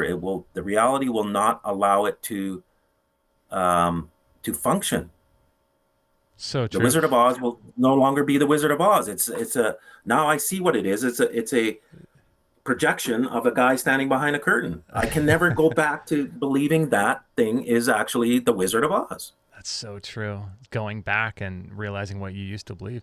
Can people sign up? Is this on impoweredmovement.com, or do you have a separate website for this? Yeah, we have, I believe it's Go InPower. If you go on the InPower site, there's enough there to tell you where to go, and there's we have a help desk with real people, real volunteers that help, that answer questions. So we have what we're calling a temporary site where everything is there, and we're just moving to a larger site that can handle the bandwidth and the languaging and all that kind of stuff, an LMS. So that will be the larger site that can turn this into a worldwide thing. I love it. I love it. Yeah. Well, Cal, thanks so much for taking the time and going a little bit longer than we had planned. But for me, this stuff is so fascinating, understanding who we are, what we're doing here, the structure in which we live, the context for it all. Like understanding this and going down those rabbit trails and realizing that nothing is as it seems. For me, it's just truly, truly fascinating. So I really applaud your work. Thanks for being here, and thanks for doing the work you do. I may have to do this again because I felt like we jumped around a lot, but I'm utterly fascinated with what you're talking about. So if you're willing to do it again, I'd love that. Sure. Yeah, that'd be great. All right, Cal, thank you. Oh, go ahead. Yeah, if any of your people have questions, we can devote some of that to that as well. Yeah, we can do a little Q&A or something like that too. Mm-hmm. All right, Cal. Well, thank you again for your work, man. I really appreciate it, and you're just awesome. So I'll be in touch with you. I'll send you the link as soon as this is posted, and maybe we could do it again. That'd be amazing. Okay. Are we allowed to post this on our site as well? Yeah, feel free to do whatever you want with it. That's right. a contract. You can go do what you want with it. That's all yours. All right. All right. Thanks. I really appreciate it, and I'll be in touch via email. Okay. Thanks, Justin. Awesome. Thanks, Cal. Bye. Okay. All right, guys. I hope you enjoyed that show with Mr. Cal Washington. Whoa. What did you guys think about that? Whew. I've got a lot to share about that, and I'd like to share some of it with you. So really quickly, I want to do a quick commercial for a couple of the things that we talk a lot about, and one of them is our Relaxed Far Infrared Sauna. So I'm curious what you guys think in the chat room. I'll hang out for 10 minutes or so afterwards, and maybe we can go back and forth and discuss some of what Cal said. I think it would be really, really amazing. I only got into a little bit of what I've been able to research over the years, so this should be really good. But here's Dr. Randy Tent talking about the Relaxed Far Infrared Sauna, which I highly encourage everyone to get. When people talk about sweating, most people, look at this as an isolated event. You're detoxing properly with, the infrared sauna. Making sure nutritionally on the inside, 60 minerals, 16 vitamins, 12 amino acids, 3 essential fats. Making sure that you're closing down those pathways is just as important as detoxing, because when people start detoxing their body, that's chelation. So when people want to come in and do all this chelation, I'm like, you understand, metals and minerals are cousins. I'll be pulling both out of you at the same time. So when you start chelating, these deficient people are just toxic. You're actually even pulling their minerals down at the same time, and they don't understand that. You got to push the machine like the doctors you were talking about. And learning to sweat is a fantastic way to detoxify. They claim you can get about 50% of the poisons out of you through your skin if you sweat successfully.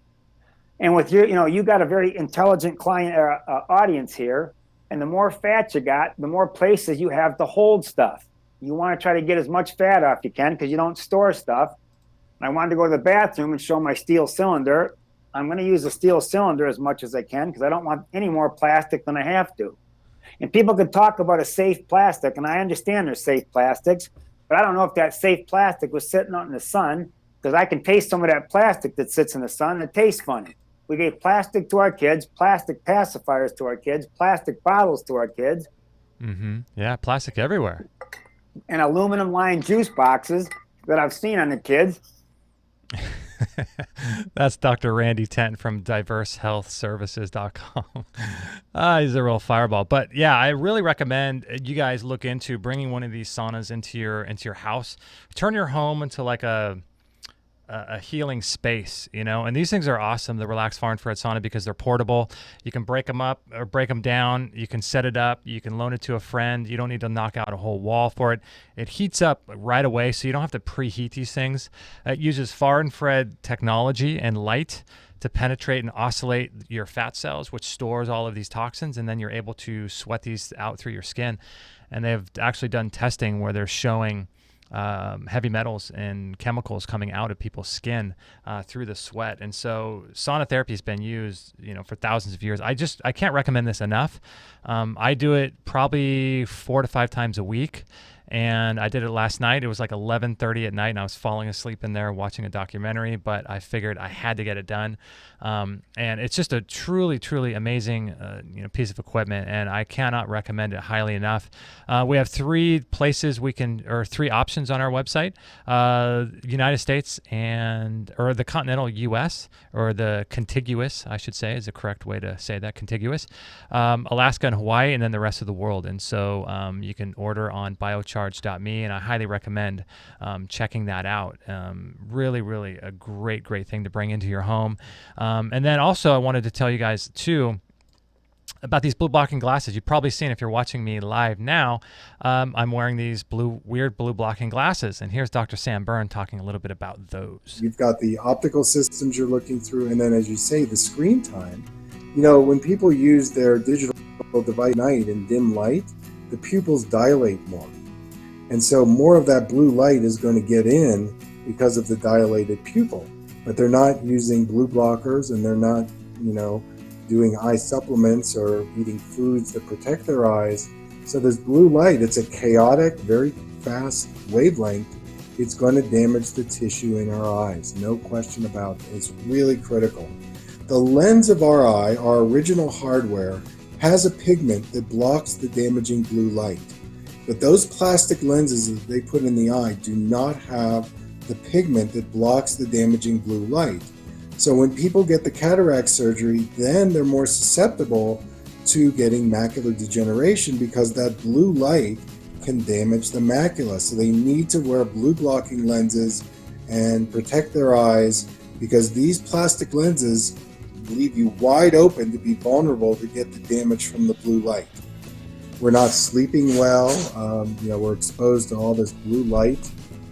So take your pick. There's probably, with all the people you have on your show, you could probably put that together and say, well, these are contributing factors in why our eyes are letting us down. Yeah. It's all of the above and more. Yeah, guys. So if you guys are interested in some of these blue blocking glasses, I'll bring them up on biocharge.me under the lights section. You can check them all out. There's 3 different companies that we recommend and that I use. That's the Blue Blocks, the Raw Optics, and the True Dark. And I use all 3 of those, depending on what time of day it is, depending on if I'm inside. I never wear these outside, but you can check them all out. You have sort of more clear and yellow lenses for the daytime if you're inside, and then you have the orange lenses for early evening, and then the more red lenses for just before bed. And I cannot recommend this enough. It's one of the biggest investments you can make in your health, and it's going to move the needle probably the most. Blocking 5G, mitigating your light environment, super, super important. I would focus there much more than I would on food to begin with if you're looking for to improve your health and to make really, really amazing changes in your health, is to focus on the light aspect of your health, and I cannot recommend that enough. So if you guys want to learn more and discuss this episode and talk more about it inside the Extreme Health Academy, I highly recommend you come and join us. This is Extreme Health Radio, where we're 100% listener supported. Make sure to join the Extreme Health Academy with thousands of other listeners and get real solutions for your health challenges. Yeah, so as you can probably imagine, we get a lot of people emailing in and asking questions, and I just simply cannot get back to everybody on this. And so what I like to do is we have a forum inside the Extreme Health Academy where we all can talk and discuss these types of issues, whether it's light, water, magnetism, biohacking, whether it's minerals, magnesium, and the balance between copper and iron, whether it's spiritual, emotional stuff, legal stuff, all of these types of things we can discuss in the forums. And so this is why I set up the Extreme Health Academy, is to be able to take our shows a little bit further and help people one-on-one. And if you guys would like to join us there's a free trial if you go to extremehealthacademy.com, and then you can use the code EHR14 and check it out for free. Get access to 100% of everything. We have 580 videos on there, hundreds of hours of course content, of Q&A stuff. Everything's searchable. You can find quick answers to your questions. It's awesome. And it's like I said before to Cal, I think it's the future of learning, because you're not going to be taught this stuff in school. You're not going to be taught to take care of the vessel that God gave us, which is our bodies. And also in school, you're not going to be taught what legal versus lawful is. You're not going to be taught the difference between owning and controlling. You're not going to be taught about corporations and contract law. You're not going to be taught this stuff. So if you want to learn this stuff, I think moving into the future, it's really important for all of us to start learning from people like us in the Extreme Health Academy in terms of your physical health, people like Cal learning about legal and lawful and contract law and all of that. So there's so much I didn't even get into in today's show, and I'm curious what you guys think in the chat room. You guys are just going crazy. Pirate Pete is here. Wellness path for me. Wellness Path for me says, this is a quote by Rothschild, you and your fellow simpletons need only devote a minimum effort to understanding what you're trying to grasp to affect a more productive experience. Yeah, so it's really, really fascinating when you start understanding what's going on in the world, and you start realizing that this whole thing is fictitious, and this whole thing is a facade, and realizing that all of these things that they try to get us to accept, like this whole idea of America and Canada and the United States of America. And do you know, like, these are separate legal entities, and President Trump is president of a corporation the same way that you might talk about someone like Bill Gates being the president or whatever of Microsoft, even though he's not anymore, but he's the president of a private corporation. And when you understand that our birth certificate is bought and sold, and it's collateral for debt, and that they are doing their best to monetize every single thing that we do. You know, just walking around with dollar bills in your pocket, you're agreeing, you're acquiescing to the contract of these fake notes that they give us. Everything that we do is contract. And, you know, I see a lot of people talking about, you know, we will not consent, and, you know, the forced vaccines and this type of thing. And I saw a lot of memes on Instagram how, you know, we own our kids. You can't come and take our kids. And the thing is like, they're going to pass these laws, right? And these laws are just offers. And we don't own our kids, especially if we have a birth certificate like we do. The state and the government makes us think that we own our kids. But really, we're just modified babysitters for the state. I think it was one of the Rothschilds that said, "Own nothing but control everything."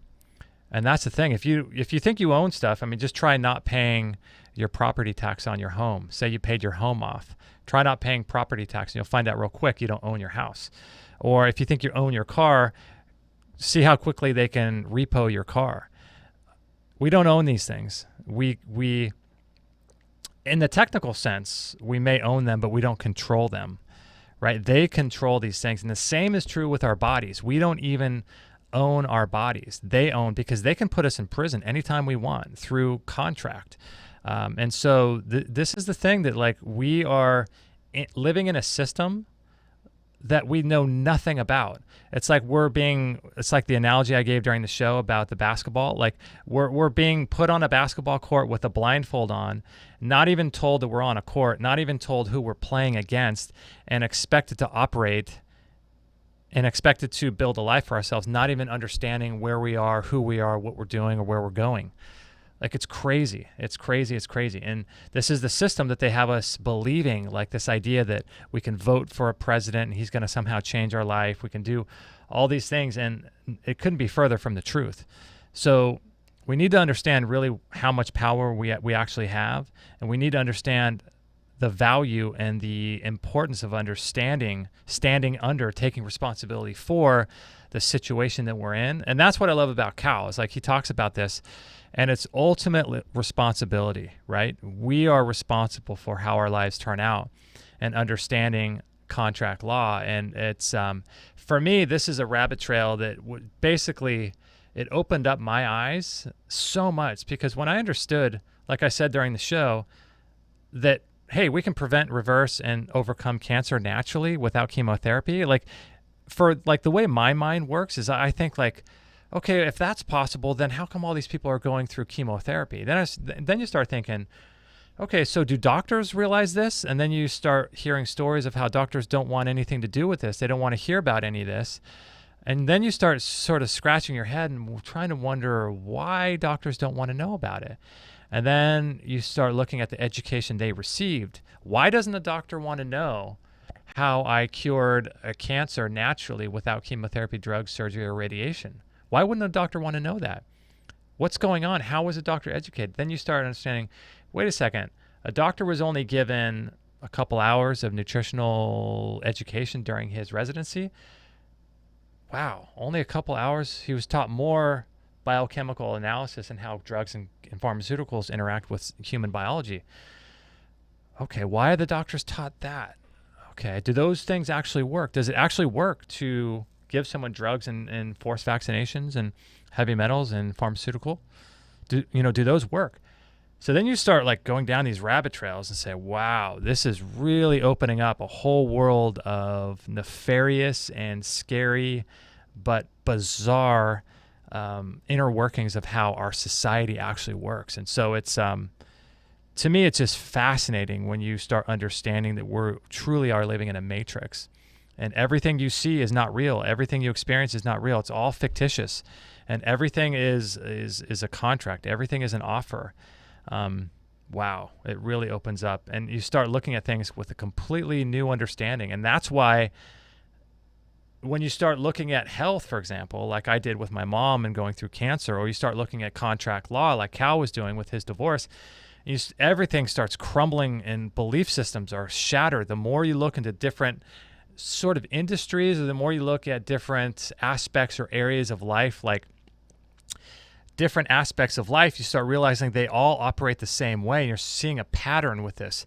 You're seeing a pattern of the existing framework or model upon which laws are put into effect, and how this affects the masses, and how economically that's a better way to live versus what's actually the truth. And so when you start looking at, wow, there's a big disconnect by looking at what's actually the truth versus what's fed to us. This is why I'm not a fan of education system in any way. I'm just not a fan of it, because not only do you not learn the actual truth, you're fed lies, and you're taught things that aren't true. And so it's a complete waste of time. And so crushing belief systems and breaking through the matrix is part of what this show is all about. And I hope this was a cool show for you. If you enjoyed it, pass it on to your friends, because we just barely scratched the surface. We didn't even get into contracts, really. We didn't even get into trusts, like how everything is a trust and the different aspects of how a trust operates. We didn't get into really that much conditional acceptances. We didn't get into the fictitious name that we all sort of operate under, which is the legal corporate fictitious entity that is your name in all caps, and how that interfaces with other corporations. I mean, there's so much we didn't even get into. We barely even got into admiralty and maritime law, which is so interesting. So interesting when you get into all of that. Like, there's so much here. And it makes sense, right? Like, why we're not taught this in school? Because if this were taught in school, the world would be a different place. The world would be a completely different place. People understood their real power. So, Cal Washington, InpowerMovement.com. IN, it's not Impower like I am, it's InPower Movement, InPowerMovement.com. I hope you guys enjoyed it. This was episode 652, so I'll put all the links and everything available at extremehealthradio.com/652. And I just can't recommend this rabbit hole enough.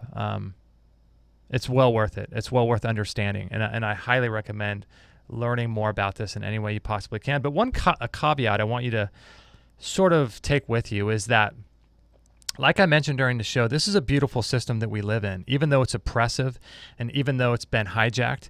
And it's my belief that it's being hijacked by people who didn't put the system in place, because this system is beautiful. The benefits and privileges that are afforded to us living in 2020 is incredible, what we're able to do, and the kind of life that we're able to carve out for ourselves. So the system itself is amazing, but we also need to understand that I think it's been hijacked, and to not get into fighting, because it's really, really easy to get into, I hate the system is oppressive, the system's holding me down, the system this, the system that, I can't do anything, I'm being sued, and blah, blah, blah. Instead of realizing, like, this is a beautiful system, and it allows us to live in a way in 2020 that, I mean, just be thankful you're not living in South America in the year 1500. Imagine the kind of difficult life you would have then. And so being thankful and grateful for this system is, I think, one of the first things to be aware of and to be cognizant of, and not look at this as a way of fighting people. Because this is something that I can get, it's easy to get into. Like, we're, in the natural health movement, we're fighting against the medical paradigm. We're fighting against this. We're fighting against our body to do this, that, or the other. And it's really important to stop this idea of fighting and let people have their way. Let people have what they want to have, and just be in acceptance and working with and flowing with things instead of fighting always against it. You're not going to get anywhere fighting and fighting and fighting and fighting. It's just not gonna work out for you. And so this is it's a beautiful system that we have. And so the first step is understanding that what it's really about, and waking up from it all, and understanding that, like, they're not out to help you live a better life. They're out to make money off of you. And I could see how people would be upset about that, but that's just the way it is, right? There's nothing we could do about that.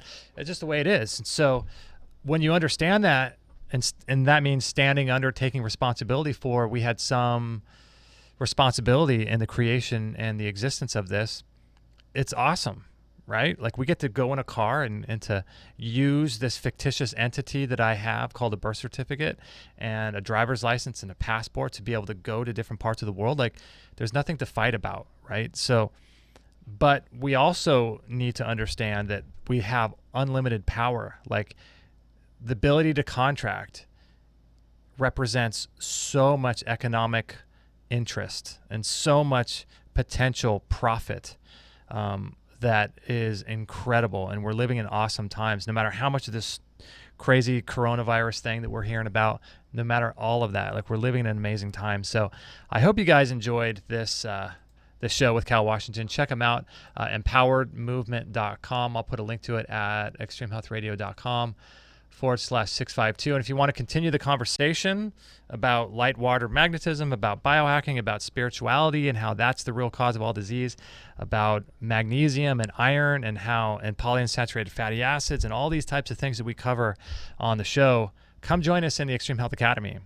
Free 14-day trial, EHR 14, gets you in for 2 weeks, and you can take part in the community as well as the Q&A sessions that we do, and all kinds of cool stuff in there. The courses that we have truly designed to empower you on your health journey. So I hope you guys come and join us there.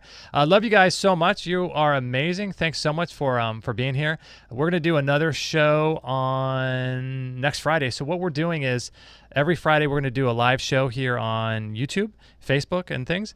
And then this, as a podcast, will be available on iTunes and Stitcher and Spotify and all those places on Monday. So actually Sunday night, I'll publish it for Monday morning. And then the other 6 days of the week are going to be our best of shows. So if you're subscribed to our podcast, first of all, leave us a review and rate us. I would really appreciate that.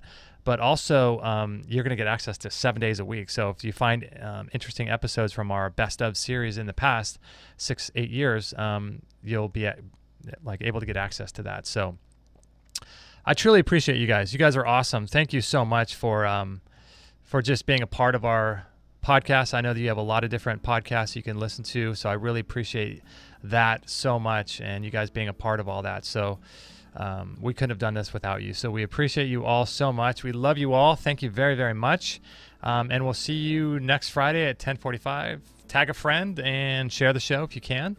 I appreciate that, and I'll see you on the next episode. No material on this blog is intended to suggest that you should not seek professional medical care.